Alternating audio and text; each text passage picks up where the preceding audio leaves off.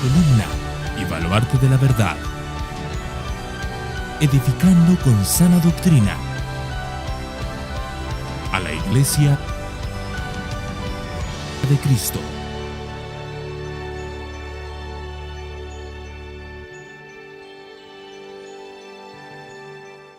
Yo quiero leer 2 versículos de manera introductoria. Nehemías capítulo 2, versículos 4 y 5, en un mensaje que he querido titular, La mano de Dios está presente. La mano de Dios está presente. Nehemías capítulo 2, versículos 4 y 5, aunque hoy estaremos trabajando del 1 al 9, pero como introducción quiero leer estos 2 versículos. Dice así la palabra del Señor. El rey me dijo, ¿qué es lo que pides? Entonces oré al Dios del cielo y respondí al rey, si le place al rey y si tu siervo ha hallado gracia delante de ti, envíame a Judá, a la ciudad de los sepulcros de mis padres, para que yo la reedifique. Padre, tu palabra, Señor, es santa, es perfecta, es pura, es autoritativa, poderosa, cortante, y queremos, Señor, que hoy atraviese nuestros corazones. Señor, hemos hablado contigo ya a través de nuestras canciones, te hemos exaltado, hemos levantado también nuestras oraciones a ti, pero ahora, Señor, es el momento en que tú hablas con nosotros. Ahora nos toca a nosotros guardar silencio para escuchar tu voz, para no perder, Señor, ni un punto, ni una coma, ni una palabra, Señor, de todo lo que tienes que decirnos. Te pido, Señor, que nuestros corazones sean humildes para recibir tu palabra, que trates con nuestras vidas, que quites toda distracción de nuestro entorno y de nuestro alrededor, que quiere impedir, Señor, y ser un tropiezo en que nosotros seamos edificados esta mañana, para que puedas hablar a nosotros, a nuestras familias, a cada uno de los que están aquí. Así que, Padre, te pido, Señor, que obres mediante tu Santo Espíritu para traer convicción a cada uno de los que escuchen la palabra hoy, de saber que esta palabra no es de hombres, sino que es tuya, es palabra de Dios. Y te pido, Señor, todo eso en el nombre de Jesús. Amén, amén y amén. Hermanos, antes de entrar en el texto de Nehemías propiamente, me gustaría empezar con una pequeña historia que me va a servir para luego explicar algunos de los puntos más importantes que quiero compartir en el texto de hoy. La historia es real, sucedió en octubre de 1928. Había una especie de ferrocarril que funcionaba a vapor en aquel entonces, una especie de tren o tranvía o lo que fuera a vapor, que salió por la zona del Pacífico desde Chicago y se dirigía a toda la región y la zona de Mississippi en los Estados Unidos. Entonces ese tren, ese ferrocarril empezaba a surcar las vías como de costumbre, como había hecho otras veces, y de repente el clima empezó a cambiar completamente. Una tormenta muy grande se desató, unas lluvias muy fuertes estaban sucediendo, el clima estaba completamente cerrado, oscuro, y una niebla muy densa estaba en el ambiente. Así que el conductor iba prácticamente a ciegas, con el faro de adelante iluminando como podía, y iban un poquito más despacio de lo normal por el temporal. El maquinista estaba conduciendo, pero también hay una persona muy importante en ese tren que se le llama el fogonero, que son las personas que se encargaban de echar ese carbón a las máquinas para que siguieran funcionando todo el tiempo. Y esa persona que se dedicaba a echar el carbón para que todo siguiera funcionando, de golpe empezó a notar unas sombras que parece que hacían así con los brazos de manera muy fuerte. Él lo dejó estar, pero lo volvió a mirar un segundo después y veía que se meneaban con mucha intensidad. No se veía nada con claridad por la niebla, solo se veían como sombras que se movían fuerte, como un grito de alto, de paren, y como el clima estaba tan mal, el fogonero avisó al maquinista y le dijo, para, porque nos están dando orden de parar. El maquinista no le hizo mucho caso y siguió un poco la marcha, pero el fogonero se dio cuenta entre la niebla y las luces que esos brazos seguían diciendo alto, alto. Y entonces, como el maquinista no respondía, el fogonero hizo algo que estaba completamente fuera de su autoridad, y era que usó una palanca que era como un freno de mano y detuvo en seco la máquina. Entonces, cuando el maquinista y el fogonero deciden bajar con otro inspector a ver qué había pasado, a ver quién estaba dando señales de alto en la vía, a ver quién estaba dando señales de parar en medio del camino, se acercaron allí delante del tren y no había nadie. Pero cuando se giraron, seguían viendo esos brazos. Entonces miraron el foco del ferrocarril ahí delante y entre el foco y el cristal que lo protege del clima había una mariposa. Había una mariposa atrapada que estaba aleteando. Y entre la luz y el clima, las alas agitándose de la mariposa parecían un hombre que decía alto, alto, alto. Y claro, hubieron sensaciones diferentes en esos corazones. El maquinista miró con una sonrisa al fogonero como diciendo, la que has liado.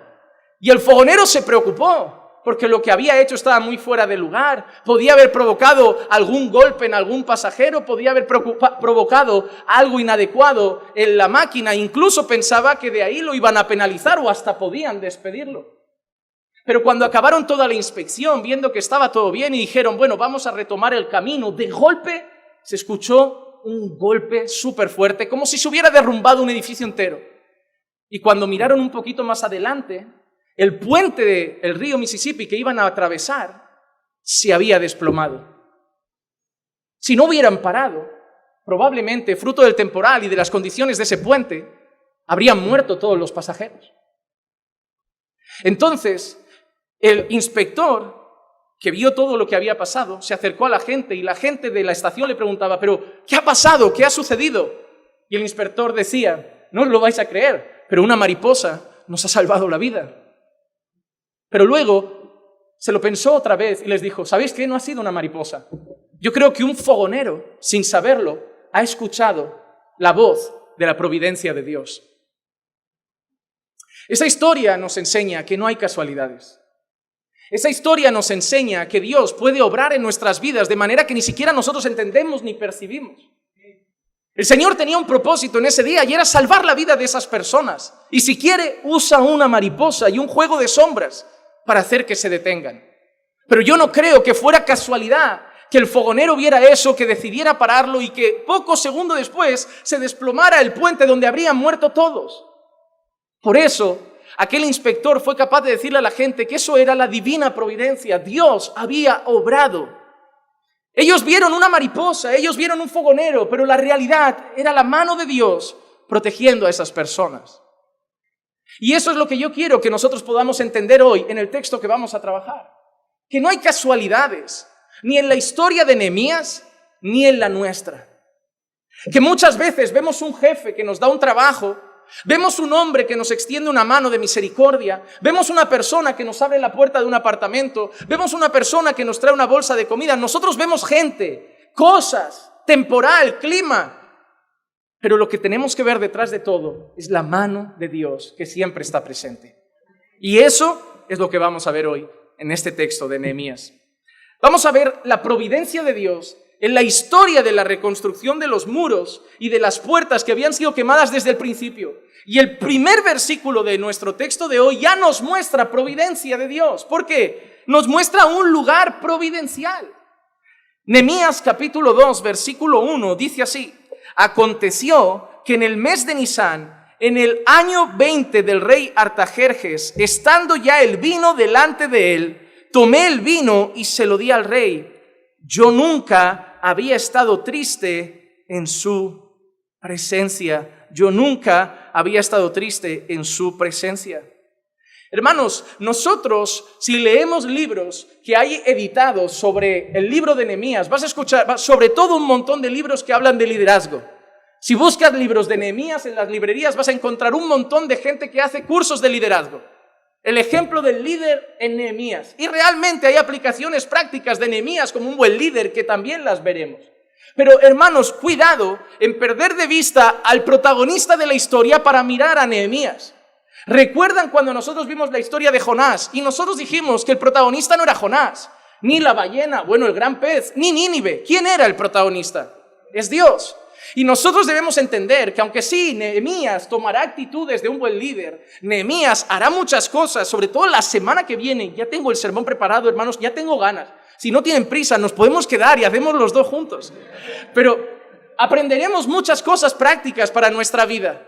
Pero al final nosotros vamos a tener que entender que la mano que está por encima de Nehemías es la mano de Dios.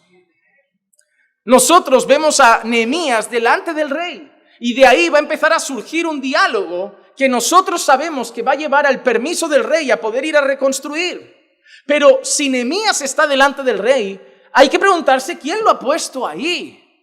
Porque nosotros vimos en el último versículo la semana pasada que Nehemías era copero del rey. Y este texto nos acaba de decir que la fiesta como que estaba lista, el vino preparado y él estaba delante del rey para dárselo.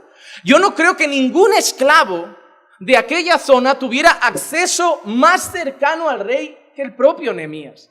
Ningún esclavo podía llegar y decir, rey, quiero hablar contigo. Nadie podía meterse en la cámara real, nadie podía meterse en los salones de palacio siendo un esclavo y decir, a ver, rey, tengo un pedido. Nadie podía hacer eso. Pero toda la historia empieza por un hombre que está triste delante del rey. Nehemías va a ser el hombre que Dios va a llevar a Jerusalén para reconstruir las murallas y las puertas, pero Nehemías no hubiera llegado a Jerusalén si alguien no lo hubiera puesto en un lugar perfecto. Porque nadie iba a llegar a Jerusalén si no había permiso del rey. Nadie iba a llegar a Jerusalén si no había protección del rey. Nadie iba a llegar a Jerusalén sin la ayuda del rey. Y nadie podía tener eso del rey si no estaba cerca del rey. Entonces toda la historia muestra en primer lugar que un hombre aparece enfrente del rey, y un hombre de confianza, porque era su copero. De él dependía que el rey no fuera envenenado. De él dependía la vida del rey. No era alguien que estaba a 10 metros del rey, no era alguien que estaba a 1 kilómetro del rey, porque si el copero probaba la cosa en la cocina, de la cocina al rey podía pasar algo. Entonces los coperos debían estar con el rey. Porque si el copero dice, bueno, lo prueba en otra sala, bueno, ahí por el camino alguien envenena la copa y el rey se muere. Entonces el texto nos dice que él estaba delante del rey. Porque la manera en que el rey se podía asegurar de que no había veneno es que el copero lo probara junto a él, justo delante del rey. ¿Quién ha puesto a Nehemías ahí? De todos los hombres que eran esclavos, ¿quién puso a Nehemías de copero? De todos los hombres que eran esclavos, ¿quién puso a Nehemías en el lugar más próximo y de mayor confianza al rey más poderoso de aquel entonces? Fue el Señor. Fue el Señor. Y eso no solo lo vemos en esta historia. Miren la mano de Dios colocando a personas en lugares estratégicos en muchos relatos bíblicos. Número 1, el ejemplo de Moisés. Éxodo capítulo 2, versículos 5 al 8. Y la hija de Faraón bajó a bañarse al Nilo, y mientras sus doncellas se paseaban por la ribera del río, vio la cestilla entre los juncos y mandó a una criada suya para que la trajera. Al abrirla, vio al niño y aquí el niño lloraba, y le tuvo compasión y dijo, este es uno de los niños de los hebreos. Entonces la hermana del niño dijo a la hija de Faraón, ¿quieres que vaya y te llame una nodriza de las hebreas para que te críe el niño? Y la hija de Faraón respondió, sí, ve. Y la muchacha fue y llamó a la madre del niño. Nosotros sabemos todo lo que pasa luego con Moisés. Nosotros sabemos cómo Dios usa luego a Moisés. Nosotros sabemos cómo Moisés se vuelve el libertador de la nación, Dios a través de Moisés. Pero para que todo eso se llegue a dar, la historia de Moisés necesita empezar en un lugar particular, en un lugar cercano al hombre más poderoso del mundo en aquel momento, que era Faraón. Y es la hija de Faraón la que recoge una cestilla y se encuentra un bebé allí. Y la hija de Faraón ve a ese bebé llorar y dice, ese niño es un niño de los... ¿Qué había que hacer con los niños de los hebreos? Pero como lo había encontrado la hija de Faraón, como probablemente su adoración y veneración al propio Dios del río y otro de sus deidades, ellos considerarían que eso podía ser un regalo de sus dioses. Algo que le había concedido sus dioses, poder tomar a esos hebreos que en ese momento odiaban tanto y poder tomar a uno de ellos y volverlo contra su propio pueblo, adoctrinarlo, enseñarle, criarle en palacio, volverlo un egipcio en el corazón. Porque no podrías volverlo en la cara, no podrías volverlo estéticamente, pero podrías volverlo un egipcio en el corazón. Porque cuando la gente busca adoctrinar, no apunta al pelo, no apunta a la ropa, solamente apunta al corazón. Apunta al corazón. Entonces, nosotros vemos que encuentra ese bebé que cualquier otro momento podría haber muerto en un río donde podía haber sido devorado por un montón de animales, porque ahí no es como los ríos nuestros, ahí no hay un pececito por ahí de vez en cuando, ahí se lo podría haber comido tranquilamente un cocodrilo. Sin embargo, llega allí la hija de Faraón, la hija del hombre más poderoso del mundo, lo ve y decide darle vida a ese niño, cuidarlo en el sentido de no matarlo. Pero no solo eso, es un niño de los hebreos, lo mejor es que alguien lo amamante, lo cuide, lo proteja. ¿Quién es mejor? Y la hermana de él sugiere una hebrea. Para cuidar un hebreo, aquí dentro, en los primeros años, lo mejor una hebrea. ¿Y a quién van a buscar? A su propia madre. Hermano, yo veo demasiadas casualidades. A mí no me gusta la palabra fortuna, casualidad, Júpiter y Venus se han alineado, las estrellas y Marte están en el mismo rumbo. No me gusta eso. La mano de Dios. La mano de Dios. Y no solo ese es el caso de Moisés. Tenemos otro caso, por ejemplo, el caso de José. Cuando Faraón se enojó con sus siervos y me puso bajo custodia en la casa del capitán de la guardia, a mí y al jefe de los panaderos, él y yo tuvimos un sueño en una misma noche. Cada uno de nosotros soñó según la interpretación de su propio sueño. Y estaba allí con nosotros un joven hebreo. Qué casualidad, ¿no?, que estuviera allí. Un siervo del capitán de la guardia, y se lo contamos, y él nos interpretó los sueños. A cada uno interpretó su sueño, y aconteció que tal como nos lo había interpretado, así sucedió. A mí me restableció Faraón en mi puesto, pero al otro lo ahorcó. Al otro lo ahorcó. José está ahí, pero la vida de José ha dado tremendas vueltas. Primero la rabia en el corazón de sus hermanos, planifican matarlo. Bueno, no vamos a matarlo, vamos a fingir que ha muerto, lo vamos a vender, lo venden, acaba en la casa de Potifar, ahí parece que va todo bien y otra vez se tuerce la vida de José. La mujer de Potifar intenta tener algo con él, él se niega, anuncia que la ha intentado violar, acaba en prisión injustamente, se vuelve a torcer la historia, pero ahí llega ese caso. Dos siervos de Faraón tienen un sueño, José lo interpreta, uno va a morir, uno va a acabar otra vez bien con Faraón, y acaba al final Faraón teniendo un sueño, y a quien llevan a que se lo cuente, a José, que acaba siendo la mano derecha del hombre más poderoso del mundo y quien Dios usaría para guardar a su pueblo. ¿Quién puso a Moisés en el palacio de Faraón? ¿Quién puso a José en el palacio de Faraón? ¿Quién puso a Nehemías en el palacio del rey? Hermano, ¿tú crees que Dios pone a la gente en esos lugares con un propósito? Pues cuando vayas el lunes al trabajo, no vivas como si estuvieras en ese trabajo por casualidad. Cuando vayas el lunes con tus compañeros o a atender a un cliente o a la fábrica de siempre o al taller de siempre o a la construcción de siempre, no pienses que estás allí por casualidad. Vemos todo esto y nuestros ojos ven algo muy claro. Dios ha puesto a la gente en un lugar con un propósito, pero vivimos como si estuviéramos ahí porque hay que estar, porque es el trabajo que nos cogió, porque es el que nos abrió la puerta. El otro día un hermano me decía que en un departamento del Leroy o en un almacén del Leroy habían varios hermanos trabajando.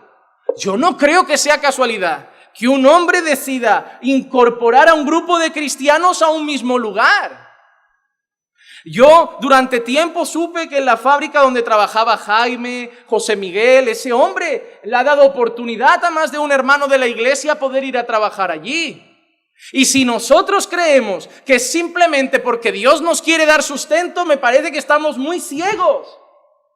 Que un creyente esté en un trabajo y sea el único creyente de su trabajo es lo más común. Que en una empresa un jefe permita a 8 o 10 cristianos trabajar juntos, hermano, eso no es casualidad. Y no podemos pensar que es porque Dios nos ha abierto una puerta para que comamos todos los días.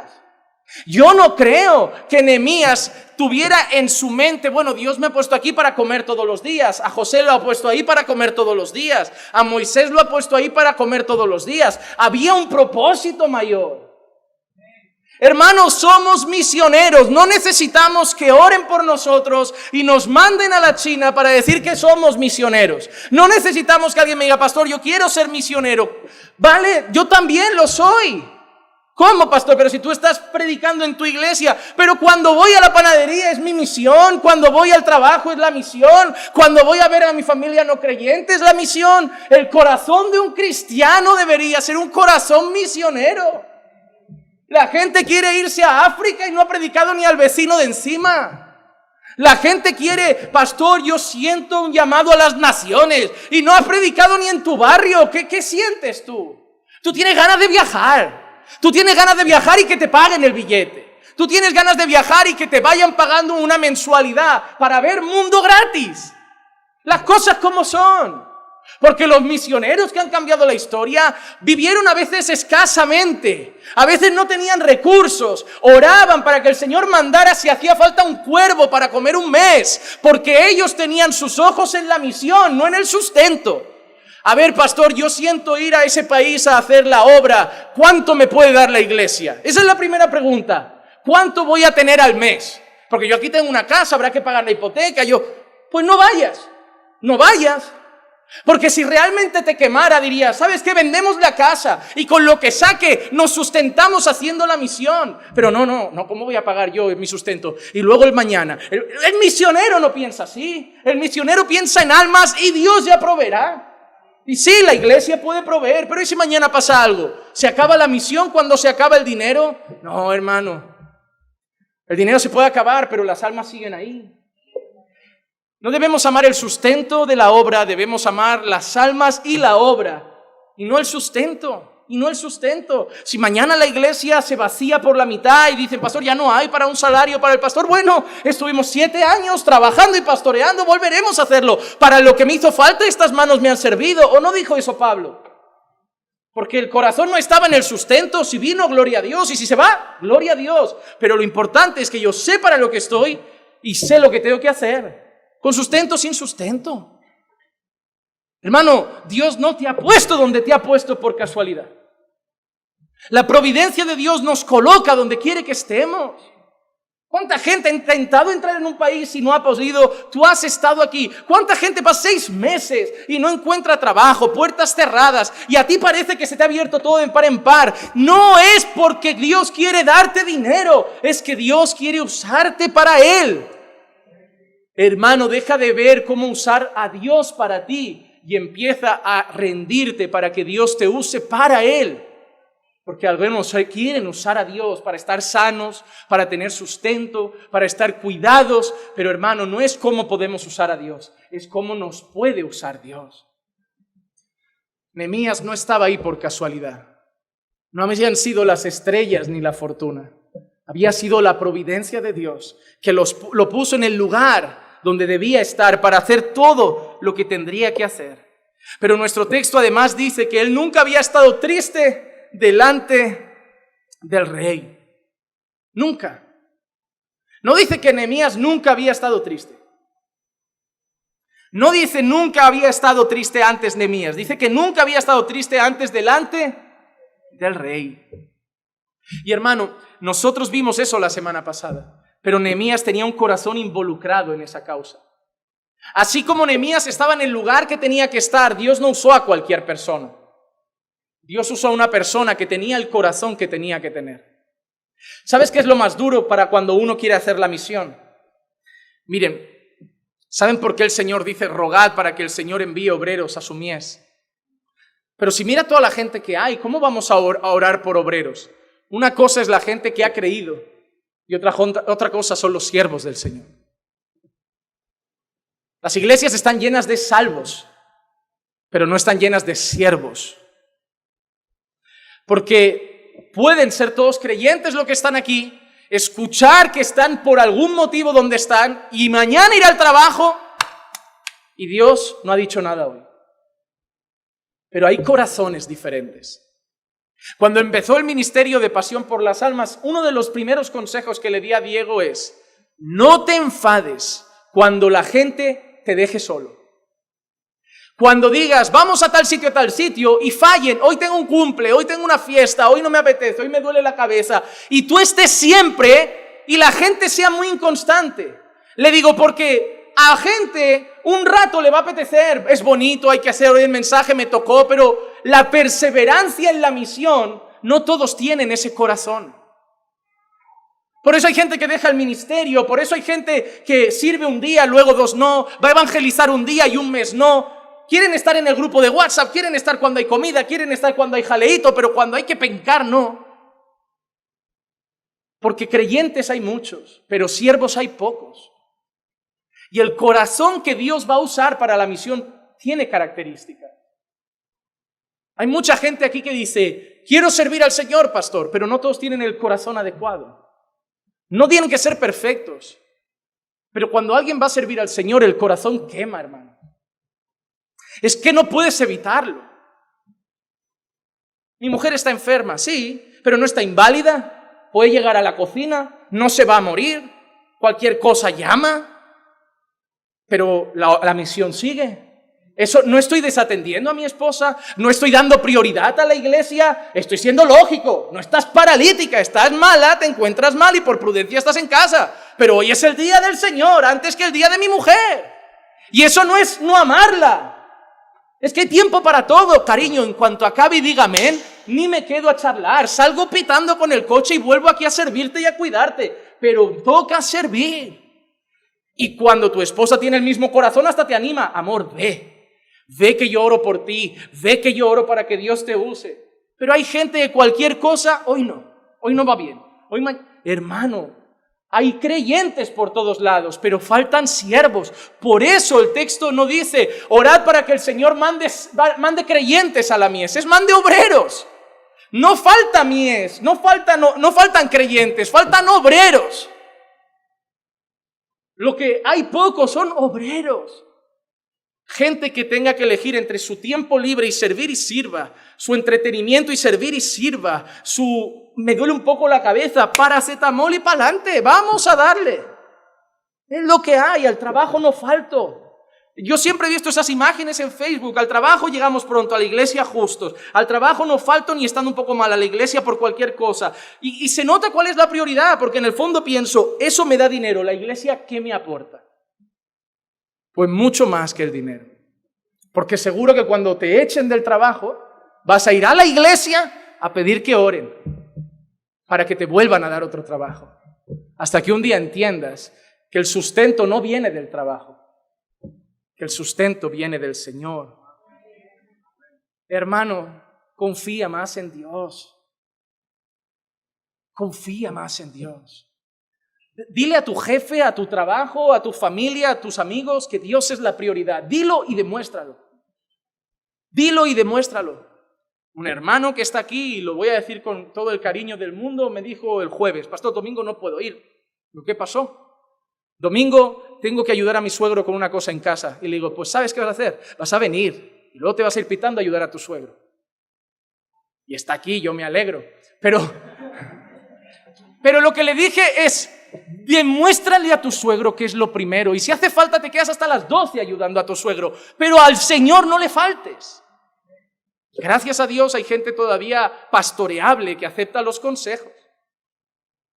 Porque da tiempo de todo. Si tengo que trasnochar, trasnocho. Si tengo que acabar a la 1, acabo. Pero la verdad es esa. Hoy es el día del Señor, de cantar al Señor, de reunirme con el pueblo, de orar, de escuchar su palabra. Prioridades claras. Esos son los corazones que Dios mañana usa. Los corazones que lo primero es Dios y su pueblo.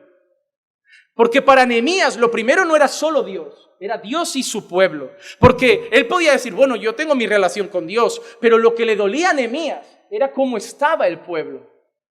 Cómo estaba el pueblo. No se trata solo de yo y Dios. Si eres parte de una iglesia, se trata de mi iglesia y Dios. Y yo soy parte de un pueblo. Nehemías tenía un corazón involucrado. El rey le dijo, versículos 2 y 3, y el rey me dijo, ¿por qué está triste tu rostro? Tú no estás enfermo. Tú no tienes ningún problema. Y mira que le dice el rey, eso no es más que tristeza de corazón. Algunos comentaristas dicen que eso era burlesco. ¿Por qué? Porque el tono como está escrito, eso no es más que tristeza de corazón. Era una expresión muy común como para decir mal de amores. Nehemías, ¿qué te ha hecho alguna mujer por ahí? ¿Hay alguna esclava que te ha roto el corazón? Pero el rey le está diciendo eso, Nehemías, tú no estás enfermo, eso es tristeza de corazón. Pero el tono no es tristeza de corazón como nosotros sabemos que es por cómo estaba el pueblo, sino que el tono original, los comentaristas dicen que el rey era tipo, se está cachondeando un poco, porque yo no creo que los esclavos tuvieran mucha oportunidad de amoríos. Pero en plan, Nehemías, ¿tienes problemas de mujeres? Y cuando el rey se da cuenta de su tristeza, mira qué le pasa a Nehemías. Entonces tuve mucho temor. ¿A ti te da miedo que la gente se dé cuenta que estás triste? ¿A ti te da miedo? ¿Qué tiene que de malo? Estoy triste, es normal, hay días malos, tengo un mal día o me pasa algo grave, salud, familia, trabajo. Pero ¿por qué Nehemías tuvo temor? Porque te va a parecer absurdo y tenemos que ir a entender cómo era la vida en aquel entonces y sobre todo la vida de los esclavos. Pero tú no podías estar triste delante del rey. Eso te podía costar el trabajo o incluso la vida. Mira, esclavito de poca monta, te tengo aquí en palacio, buena comida y encima me vienes con esa cara. Eso es lo que el rey podía haber hecho, matarlo, cambiarlo. Yo no quiero un esclavo por aquí triste, un esclavo murmurando, un esclavo quejándose, un esclavo protestando. Yo no quiero esto. Debería estar rebosando alegría. Tiene que ser esclavo, pero pareciendo libre. ¿Te das cuenta? Tiene que ser esclavo, pero que no se note. Dicen que los nazis a los judíos les hacían cantar todo el día. Tenéis que estar ahí sabiendo que os vamos a matar, pero que parezca que estáis felices. Un esclavo no se podía quejar. Un esclavo no podía protestar. Un esclavo no podía decir estoy triste, estoy mal, estoy deprimido, me quedo en cama. Un esclavo no tenía derecho ni para sentir. Por eso Nehemías tuvo miedo. Podía perder el trabajo, incluso su propia vida. Él no tenía derecho a expresar su tristeza delante del rey. No tenía derecho. No que estuviera mal, para nosotros es normal. Pero hay que verlo desde la perspectiva de un esclavo. Y no tenía derecho. Pero en vez de decir, nada, rey, no me pasa nada, estoy bien, tranquilo, todo bien, Nehemías no lo guarda y dice, y dije al rey, vive para siempre el rey. ¿Cómo no ha de estar triste mi rostro cuando la ciudad, lugar de los sepulcros de mis padres, está desolada y sus puertas han sido consumidas por el fuego? Nehemías no dice que nunca hubiera estado triste, pero nunca había estado triste delante de él, el rey. Hermano, el dolor era tan grande, el dolor y la aflicción era tan grande en el corazón de Nehemías que no pudo esconder su tristeza. Y el rey lo notó, pero en vez de tener miedo y preocupación por su vida, no dudó en expresarle al rey lo que estaba pasando. Y cuando le expresa al rey el motivo de su tristeza, no era egoísta. No he perdido dinero, me han pegado, se ríen de mí, se burlan de mí. No, ¿cómo voy a estar feliz?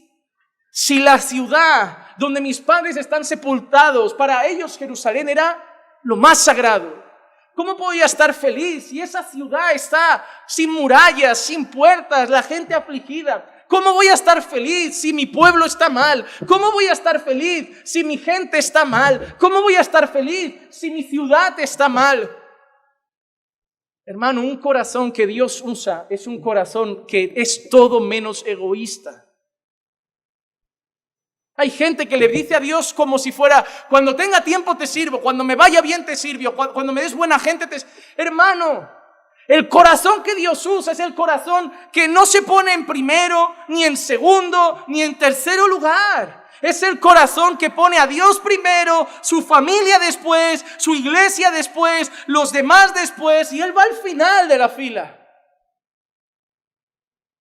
Hermano, ¿cómo está tu corazón en relación a tu iglesia, a la obra de Dios? ¿Sufres por lo que pasa en la iglesia. Sufres por los hermanos que no están bien, sufres por los hermanos que están enfermos, sufres por los hermanos que están de capa caída en la fe, sufres por los que están perdidos, sufres por los que no conocen a Dios, sufres por los que están sin murallas y sin puertas y afligidos. Solo corres a los pastores cuando tú tienes un problema. Pastor, tengo que hablar con usted. ¿Qué pasa? Tengo un problema. Estoy enfermo. Me siento triste. Me siento mal. Hermano, no está mal ir a los pastores. Hay que ir a los pastores. Si alguno está enfermo, llame a los ancianos y oren por él. Hay que ir a los hermanos. Orad unos por otros. Pero hermano, solo te hago una pregunta. ¿Lo que te mueve y te preocupa eres tú y lo tuyo? Cuando doblas tus rodillas, ¿qué es lo primero que llega? Tu casa, tu vida, tus problemas, tu causa. ¿Qué peso hay de los demás en ti? Nehemías no estaba triste por él. No era una tristeza egoísta. Y esa es para mí la característica particular de todo lo que hará Nehemías. Que no pensaba en él primero, que pensaba en los demás.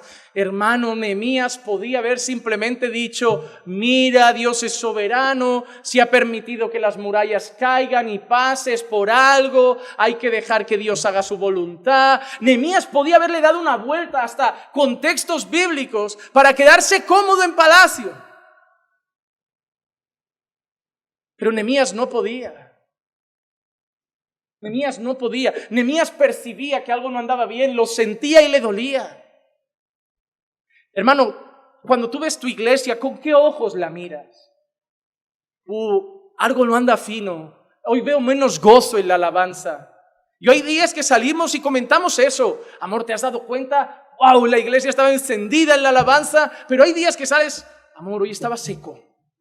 Algo pasa, hay que orar, algo no anda bien, esto no es dinero, esto no es enfermedad, esto es espiritual. Hay que orar, hay que ayunar para que Dios respalde a la iglesia, dé fuerza a la iglesia, no decaigan los hermanos. Satanás odia lo que Dios está haciendo aquí, Satanás odia que Dios esté trayendo gente, Satanás odia que la iglesia esté avanzando. Hay que orar. Nuestro enemigo anda como león rugiente buscando a quien devorar. Pero hay gente que es inmune a todo eso, sale y punto. Yo tuve mi culto, mi tiempo con Dios y ya.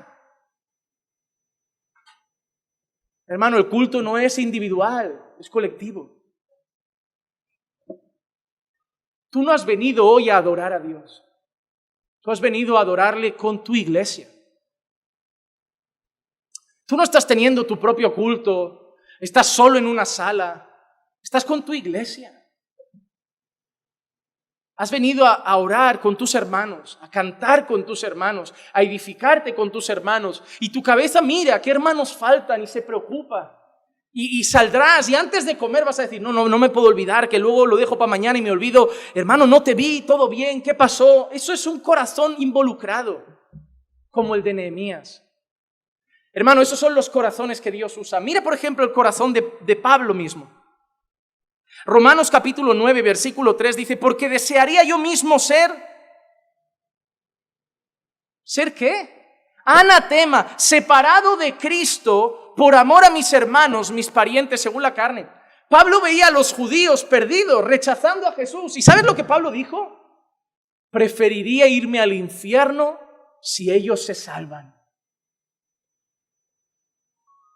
Hermano, Pablo sufría por los judíos, Pablo sufría por su condición, Pablo sufría porque estaban perdidos, Pablo sufría porque rechazaban a Jesús, Pablo sufría por lo que estaba pasando con ellos. Y por eso mismo el apóstol Pablo fue capaz de decir: yo preferiría perderme si eso significaría que Dios salvara a ellos.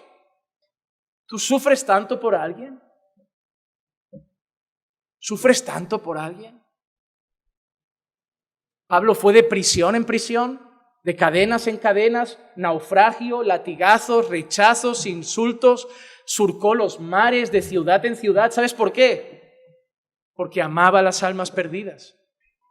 Porque sabía que Dios tenía almas que rescatar. Sabía que Dios tenía almas que alcanzar y él sufría por ver gente perdida, sufría por ver gente que no adoraba a Dios, sufría por ver gente idólatra, sufría por ver gente que rechazaba al Todopoderoso, sufría por ver gente que rechazaba a Cristo y no podía quedarse en casa quieto viendo Netflix porque había gente todavía que se estaba yendo al infierno y él podía predicarles, tenía el mensaje que los podía salvar. El corazón de Pablo involucrado, el corazón de Nehemías involucrado. Mira el corazón de José. Hemos visto antes un poco de su historia. Mira el corazón de José, Génesis 40, versículos 6 y 7. Y José vino a ellos por la mañana y los observó, y aquí estaban decaídos, y preguntó a los oficiales de Faraón que estaban con él bajo custodia en casa de su señor: ¿por qué están vuestros rostros tan tristes hoy? ¿Dónde acaba José siendo la mano derecha de Faraón? Pero ¿qué hubiera pasado? ¿Quién le dijo a Faraón: hay un joven hebreo que interpreta sueños? Uno de esos hombres. ¿Qué hubiera pasado si José fuera una persona inmune al sufrimiento ajeno?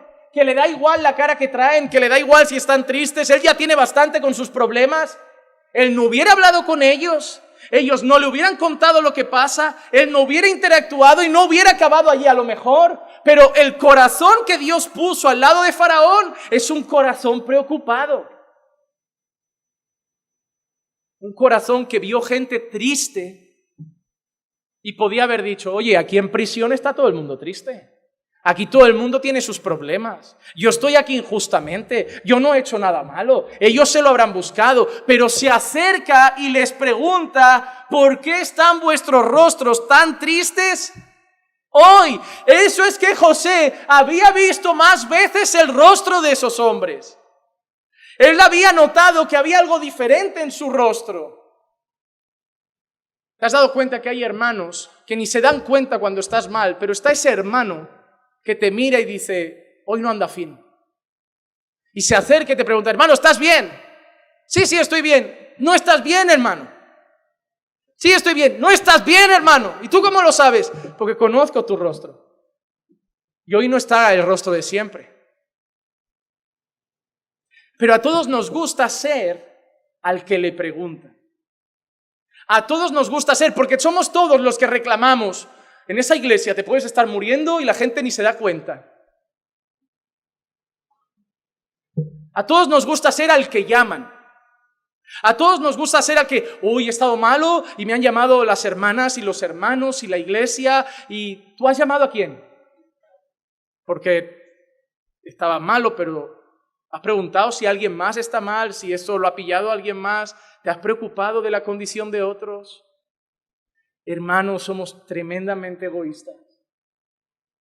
Nos encanta ser el centro de los cuidados. Nos encanta ser el centro de las atenciones. Y somos capaces de reclamar diciendo: no hay amor. Aquí no me siento pastoreado. Aquí no me cuidan. Aquí no me atienden. Somos tan egoístas.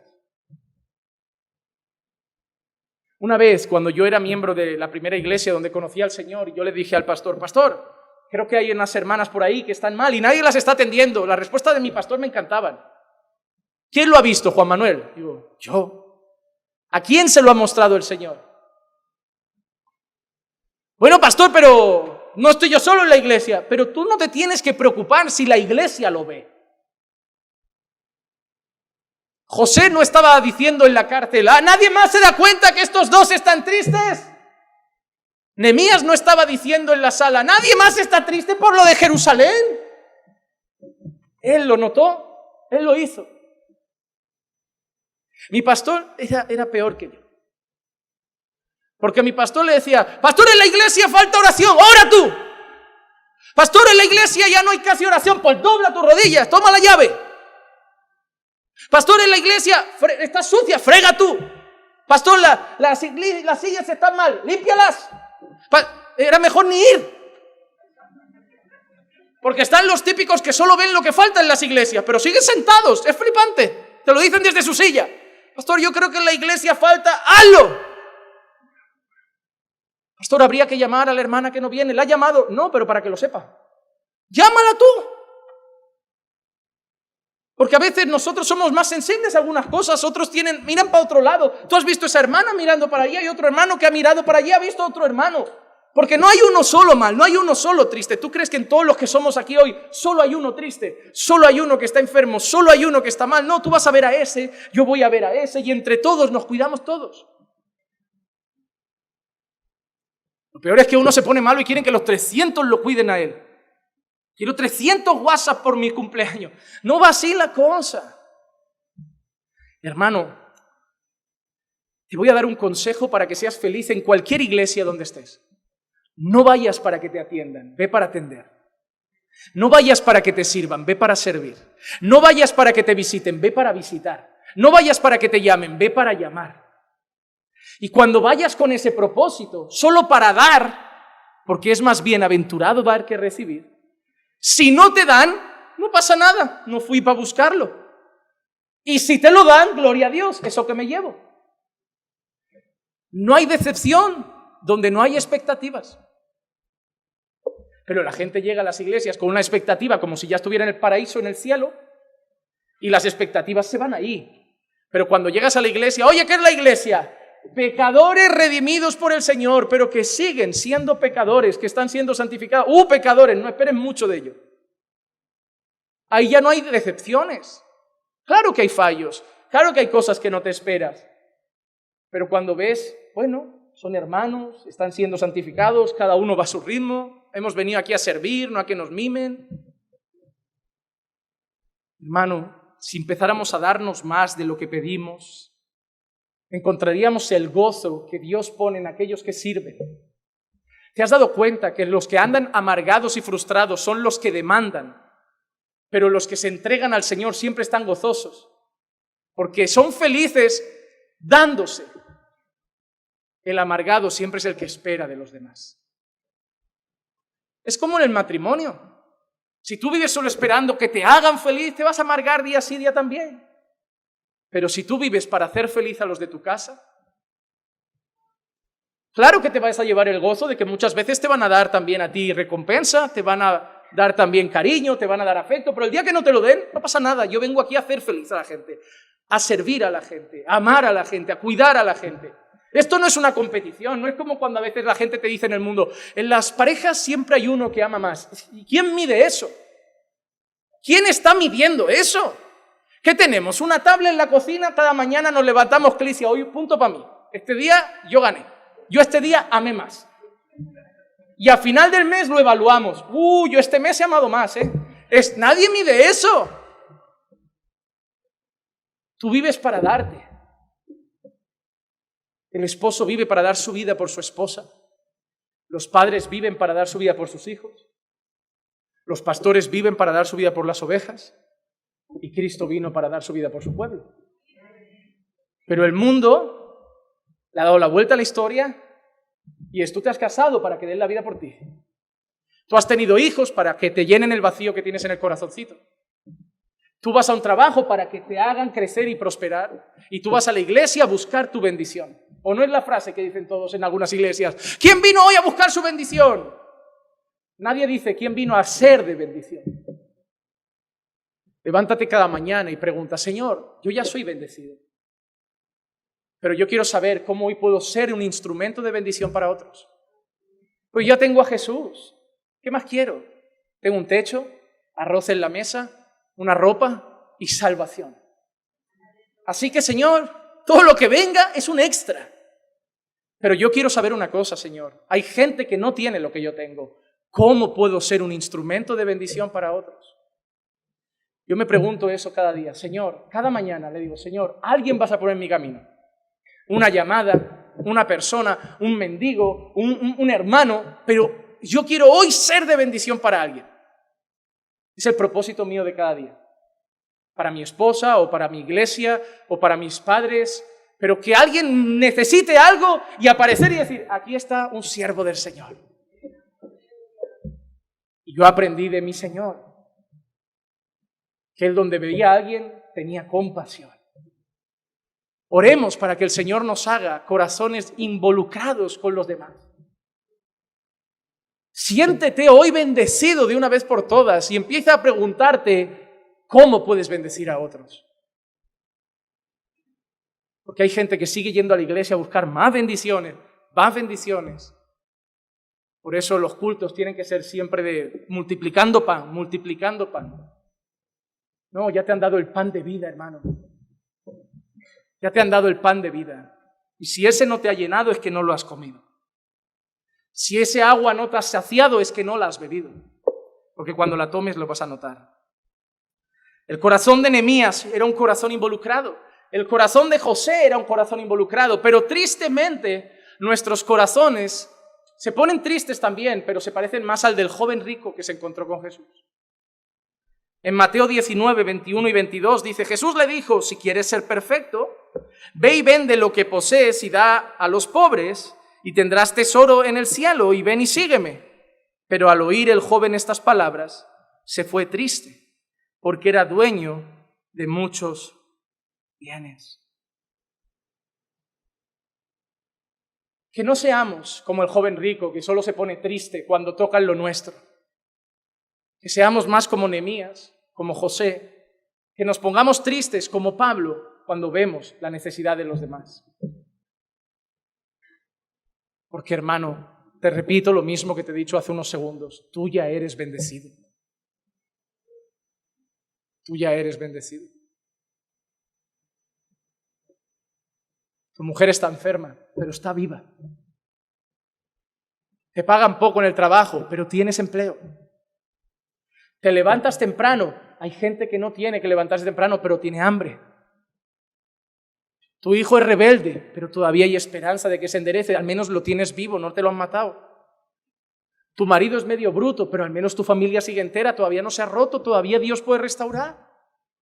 Deja de ver lo que te falta.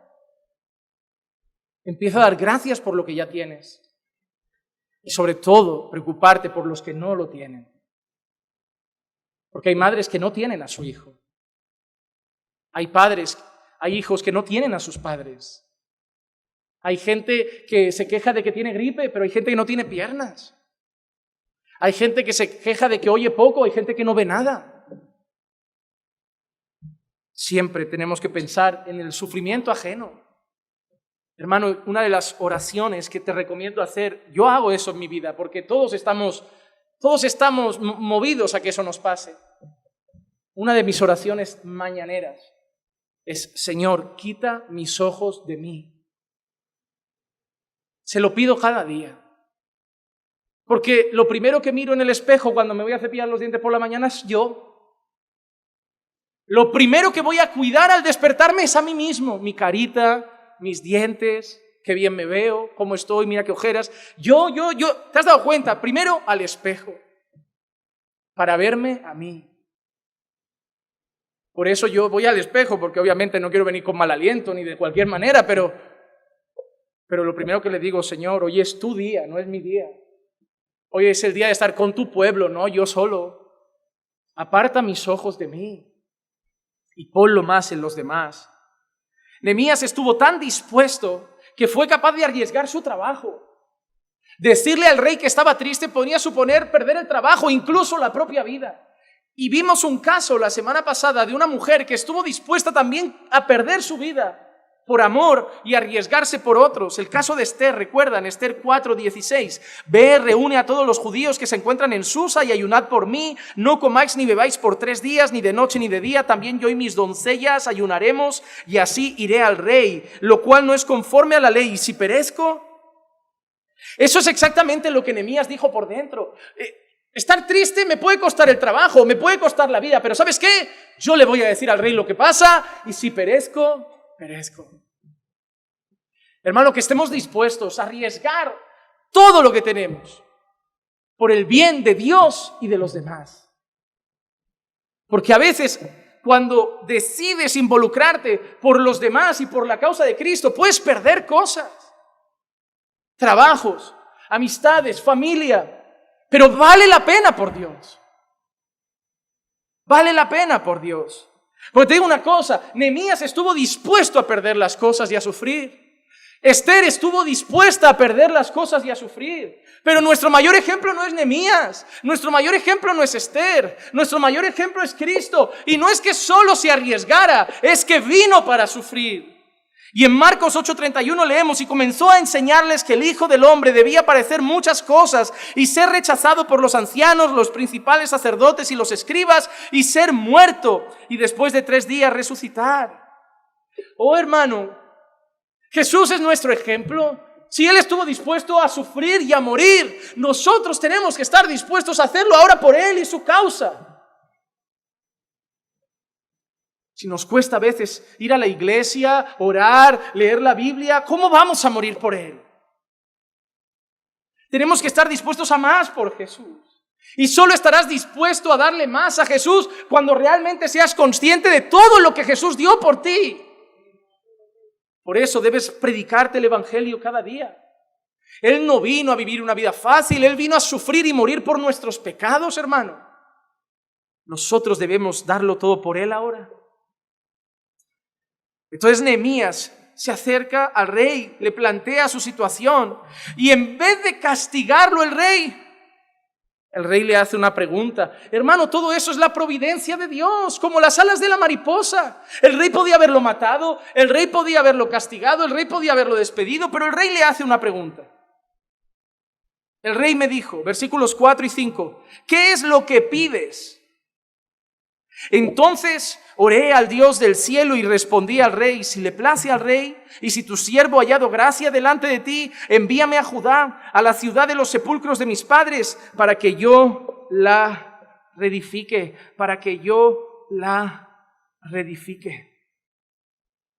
Oh, hermanos, el rey podía haber mirado a Nehemías y haberle dicho literalmente: ¿y a mí qué me cuentas?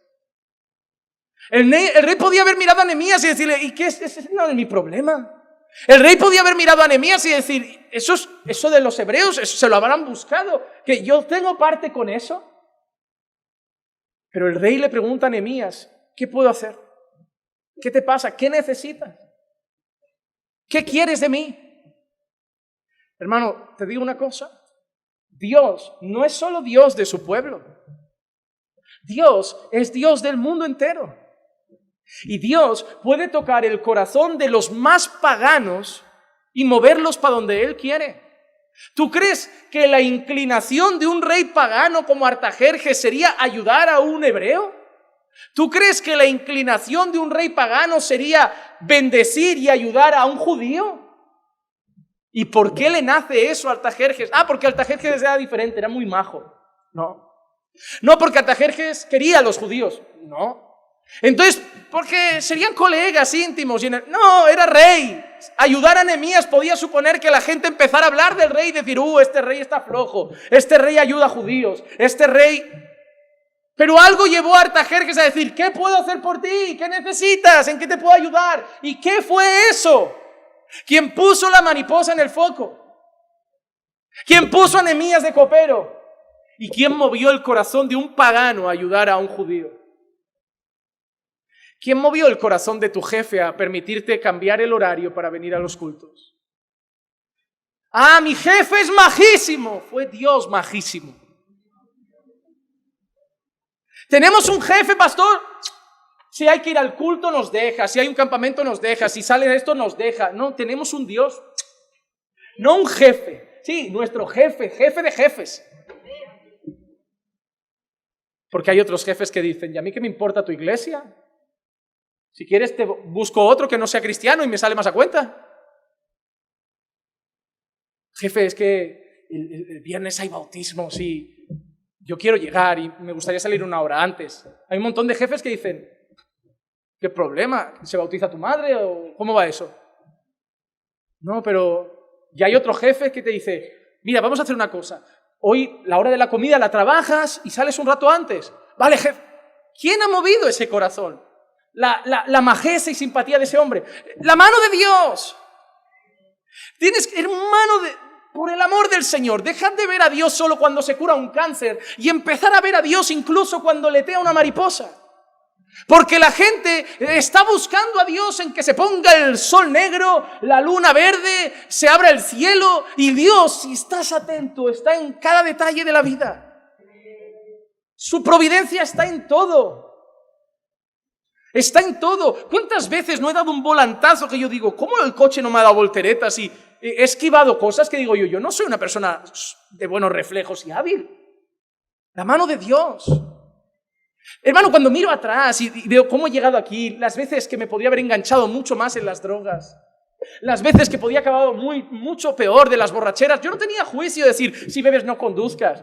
Si bebes conduce despacio, poco a poco y por carreteras internas porque la autopista es malo, porque por ahí no hay controles. Ese era mi pensamiento, pero me podía haber matado. Yo tuve un accidente, me estrellé contra una mediana hasta tal punto que tuve que salir por la puerta del copiloto, que hasta hoy no sé cómo estoy aquí.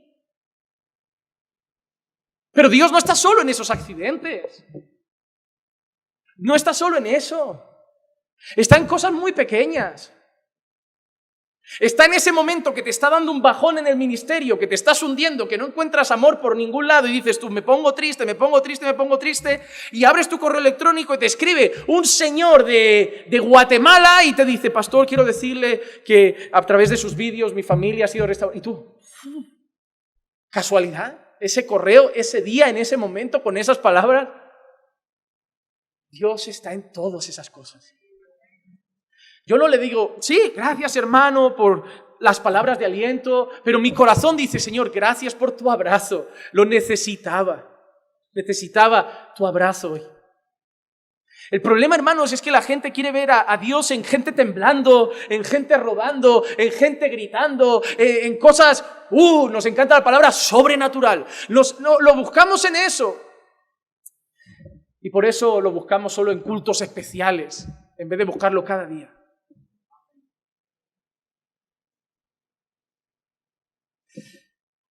Mis padres se están haciendo muy mayores.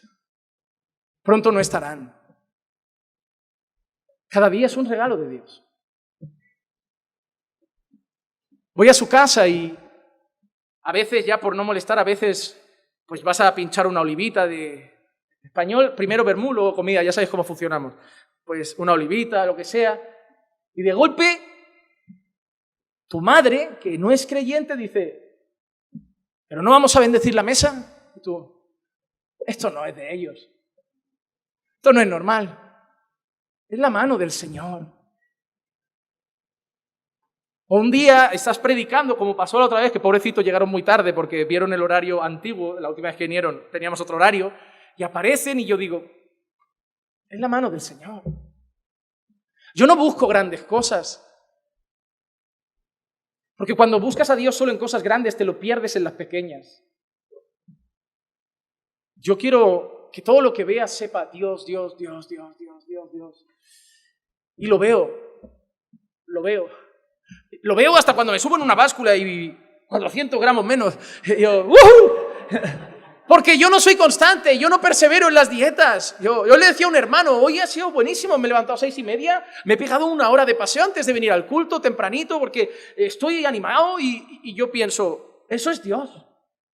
Porque mi cuerpo diría, es domingo, hoy no, hoy toca culto, hoy no se puede hacer el paseo de siempre, pero ¿por qué me he levantado a 6:30 si tenía el despertador a las 7:30?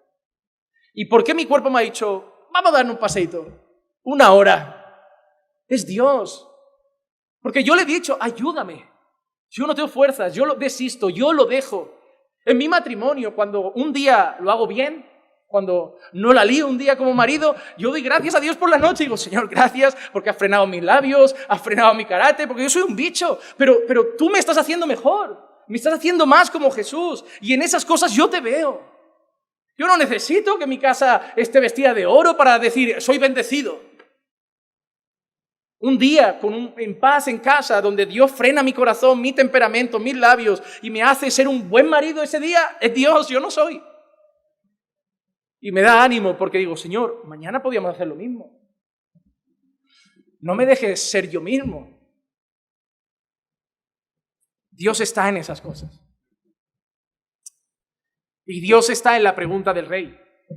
Pero hay una cosa interesante, que el rey pregunta y Nehemías no contesta. Hay algo antes. Entonces oré al Dios del cielo. Hay comentaristas que creen que a lo mejor lo haría como para adentro. ¿Sabes?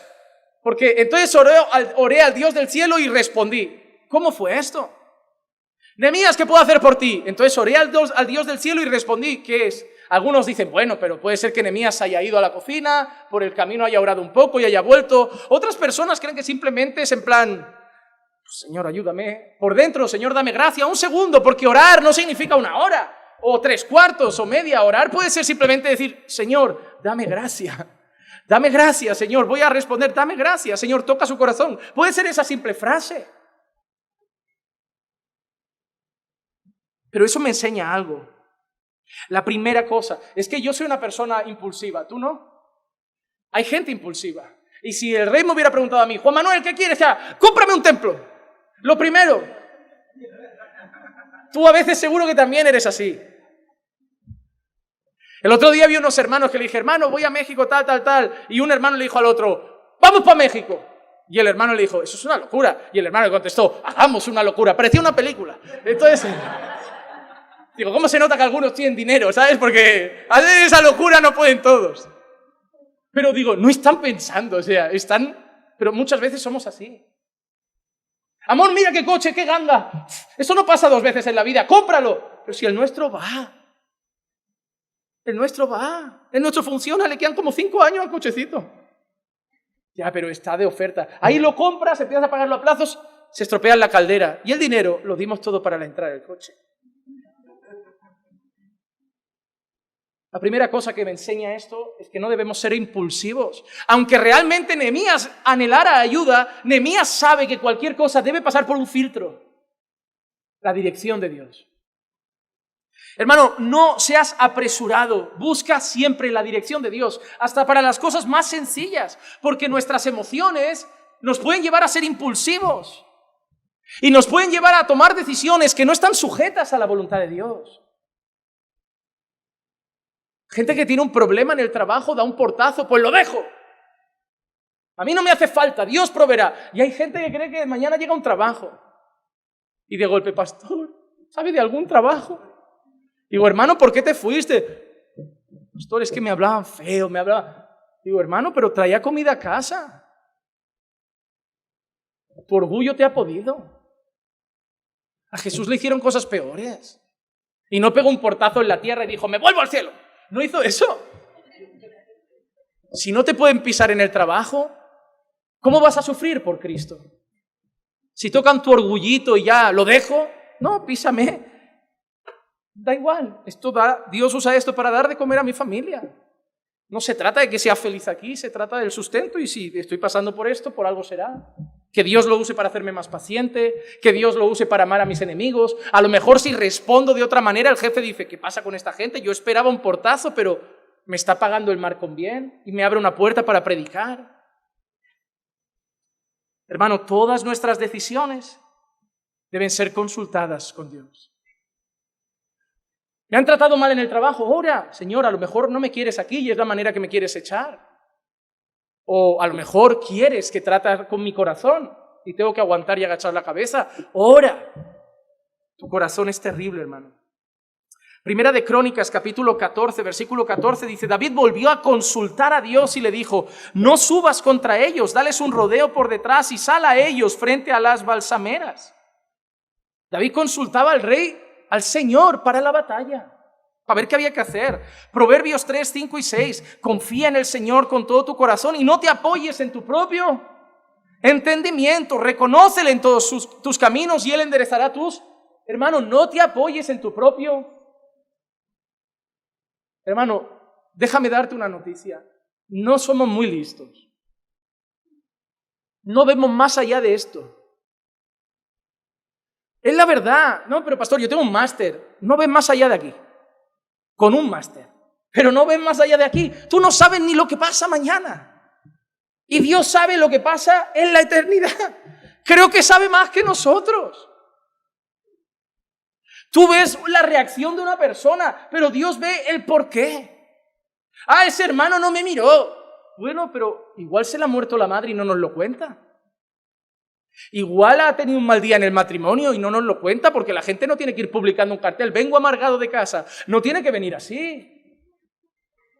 Pero nos movemos por el impulso y empezamos a hablar de lo que no tenemos, comentar lo que no tenemos, criticar lo que no debemos, en vez de preguntar, hermano, ¿estás bien? A lo mejor sería más oportuno orar, Señor, siento que a ese hermano le pasa algo conmigo, guarda su corazón, yo lo amo, yo quiero estar bien con él. Pero no oramos, damos más rienda suelta a las emociones que a la oración.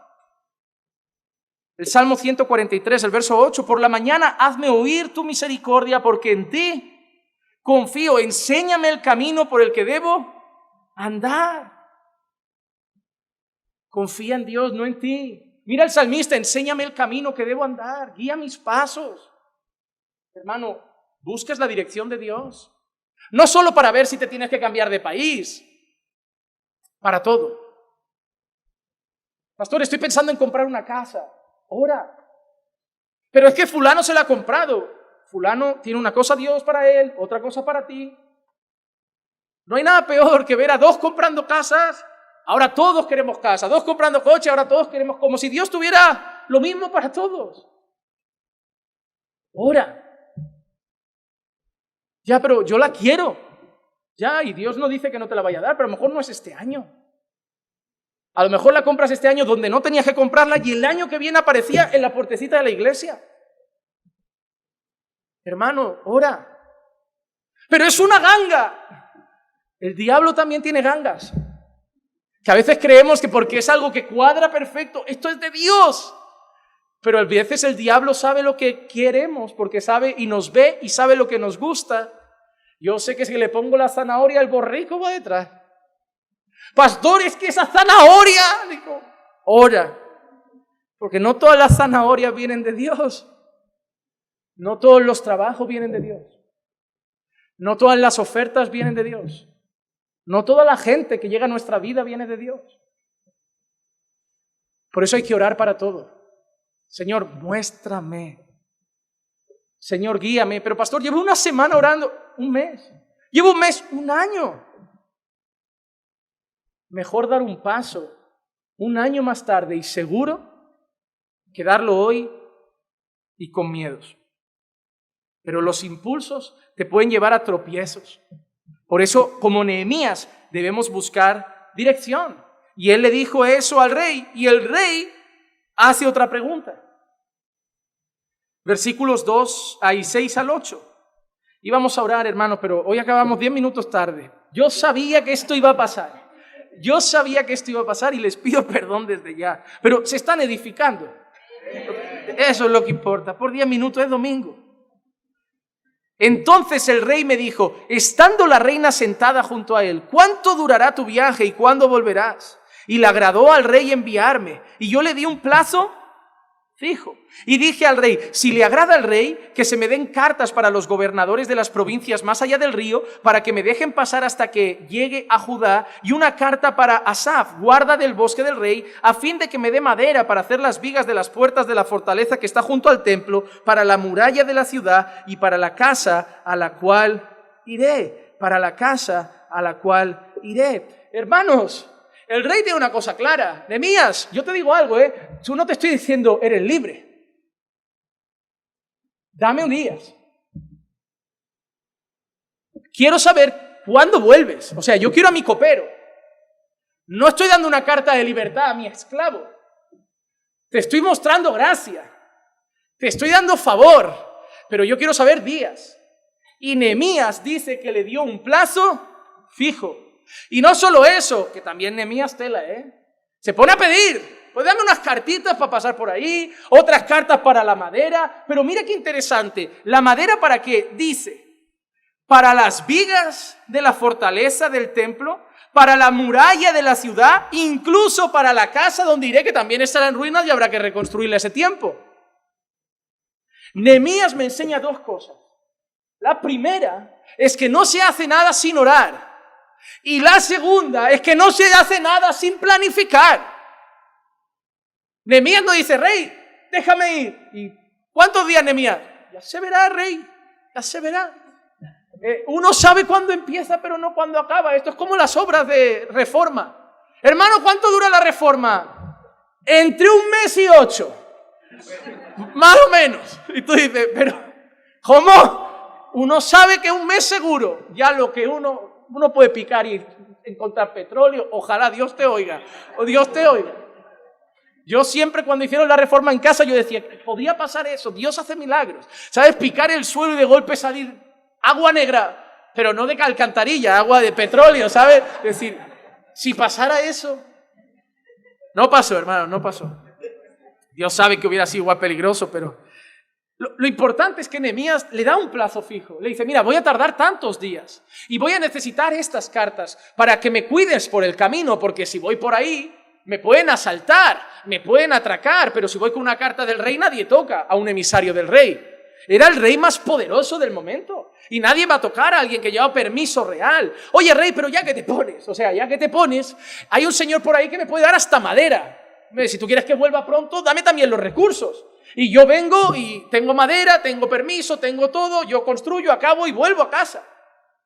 Pero estaba todo bien planificado. Nehemías estaba pidiendo permiso, estaba pidiendo protección y estaba pidiendo provisión. Empezó el texto diciendo que tuvo temor. Pero mira la mano de Dios donde lo ha llevado. Yo también tuve temor cuando empecé a predicar. Yo también tuve temor cuando abrimos la iglesia.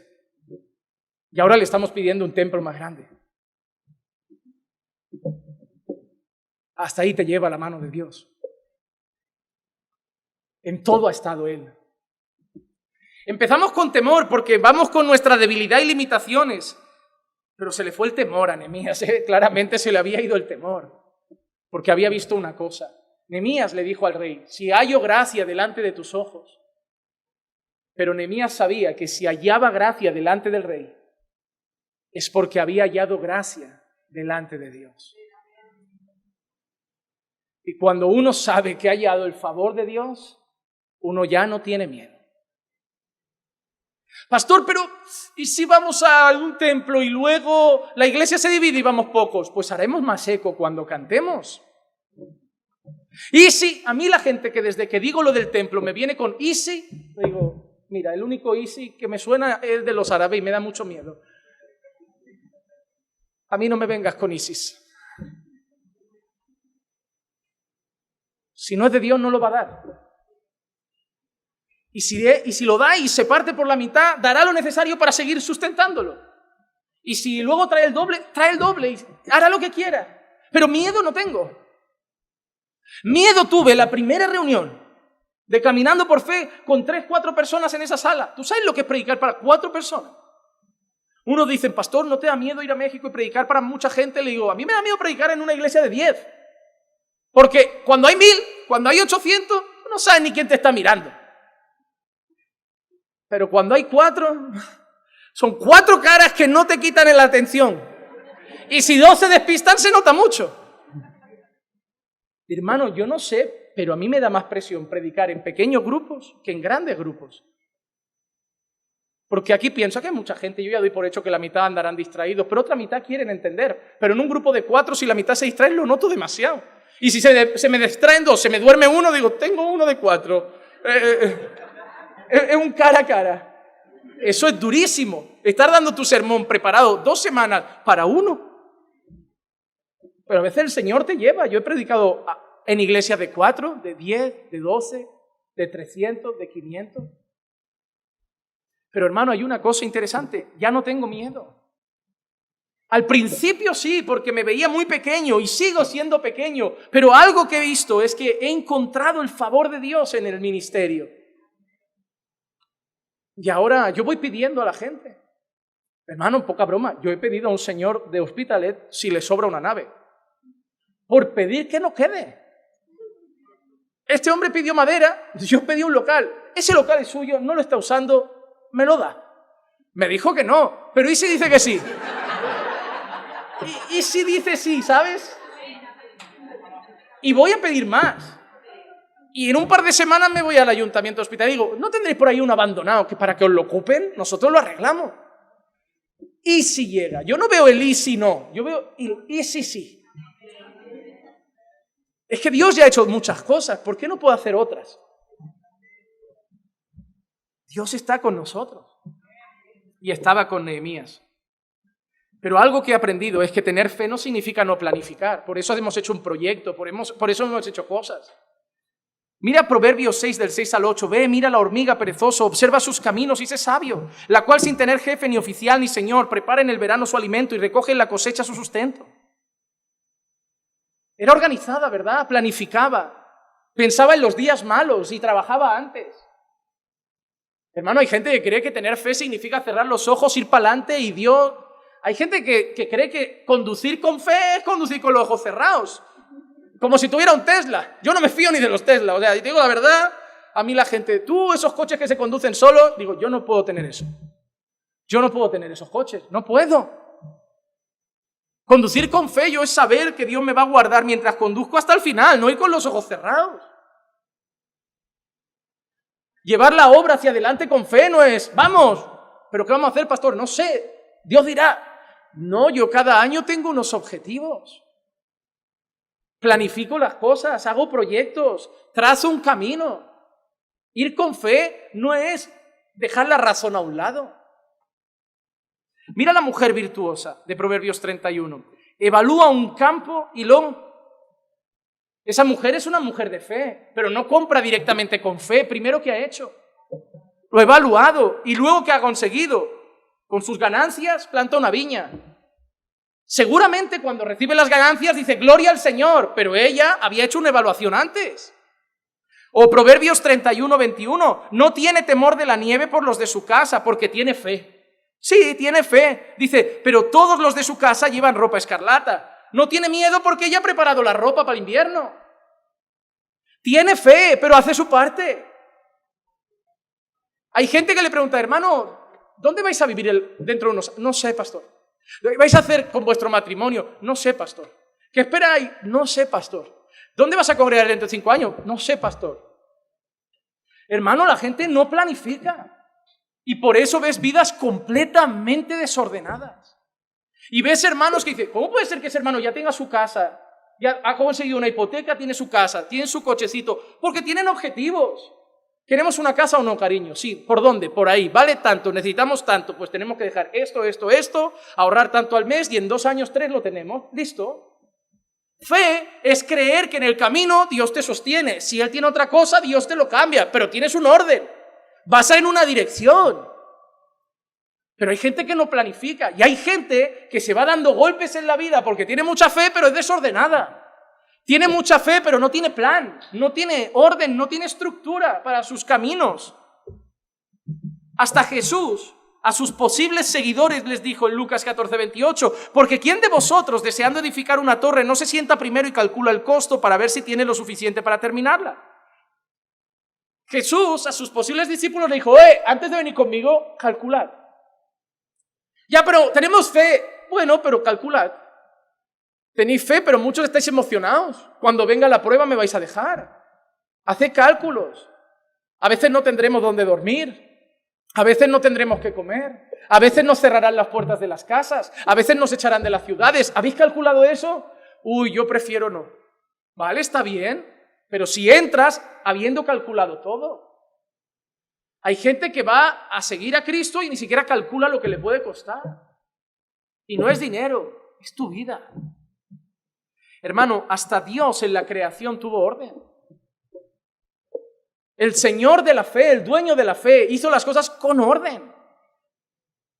Y la salvación también. Gálatas 4, el versículo 4 y 5 dice, pero cuando vino la plenitud del tiempo, Dios envió a su Hijo, nacido de mujer, nacido bajo la ley, a fin de que redimiera a los que estaban bajo la ley para que recibiéramos la adopción de hijos. Cuando vino, ¿qué? La plenitud de Dios. Hermano, ¿tú crees que la redención ha pasado algo en un momento que Dios no hubiera planificado? Cuando vino la plenitud del tiempo, cuando vino el día que Dios había determinado, llegó Jesús. Dios es Dios y aún así hace todo con orden. Hermano, 2 cosas que me ha enseñado Nehemías. No hagas nada sin orar y no hagas nada sin planificar. He visto muchos matrimonios que llevan 10 años en un país, no tienen nada No porque no tienen fe, porque son muy desordenados. Y he visto gente que tiene un camino trazado. Ese camino lleva a decir que no. Vamos a comer ahí, no podemos. Vamos a salir ahí, no podemos. De vacaciones, 3 añitos sin ir. ¿Por qué? Porque queremos esa casa. Y para llegar a tener los 30.000 de la entrada, necesito decir que no a unos cuantos cafés, 3 años sin vacaciones, apretarnos el cinturón, nada de coche, ir más el tren. Y ahora ya tengo para la entrada. Siguiente paso, ahora sí queremos ir en coche, ya no quiero ir en bus. Ahora necesitamos tanto. Bueno, 1 añito y medio sin café, 1 añito y medio así, 1 añito y medio así, una entradita, coche segunda mano, ya vamos en coche. Y año tras año vas teniendo cosas. No pretendas venir a la iglesia y que yo, Juan Manuel, te diga, trae tu siembra, trae tu pacto, que Dios te da un coche, porque ponte a trabajar y haz las cosas en orden, amigo mío. Sé que es más fácil vivir con una vida completamente patas arriba, irte a la iglesia y que te digan que te va a llover el coche del cielo, pero si vendrá del cielo, porque no hay nada que Dios no dé. Pero tú vas a tener que ordenarte. Porque a lo mejor Dios ya te ha dado mucho para poder tener el coche. Mira atrás, mira todas las cosas que has gastado y no usas, que has comprado y no utilizas, dinero que has gastado y fue en vano, y que si lo sumas, podrías hoy tener la entrada de un piso. O podías tener un coche de segunda mano. Sé honesto contigo mismo. Dios te ha bendecido y has mal usado la bendición. Pero hay gente que la ha usado bien. Dios te ha dado una esposa. ¿Es una bendición, sí o no? Es una bendición. Pero tú estás volviendo la bendición un bicho. Te ha dado hijos Dios, son una bendición. Y los estás tirando a la basura. Hermano, Dios bendice, pero somos tan malos que a veces nosotros estropeamos la bendición. Pero finalmente, los últimos 2 versículos nos enseñan que el rey respaldó a Nehemías. Es el respaldo del rey, pero sobre todo el respaldo del rey de reyes. Versículos 8 y 9. Y el rey me lo concedió. Pero no porque, ¿te acuerdas que ha dicho, rey, que halle gracia delante de ti, si yo hallo tu favor? ¿Verdad que empezó así? Pero mira lo que dice ahora Nehemías. Y el rey me lo concedió porque la mano bondadosa de mi Dios estaba sobre mí. Él ha dicho, rey, si tú tienes favor y me lo das, me encantaría. Y cuando el rey dice, te lo doy, dice, vale, pero yo tengo que saber algo. Tú me lo has dado porque la mano de Dios está sobre mí. Fui entonces a los gobernadores de más allá del río y les entregué las cartas del rey. Y el rey había enviado conmigo, oficiales del ejército y hombres de a caballo. Amados hermanos, empezó la historia nuestra de hoy con un hombre que tenía temor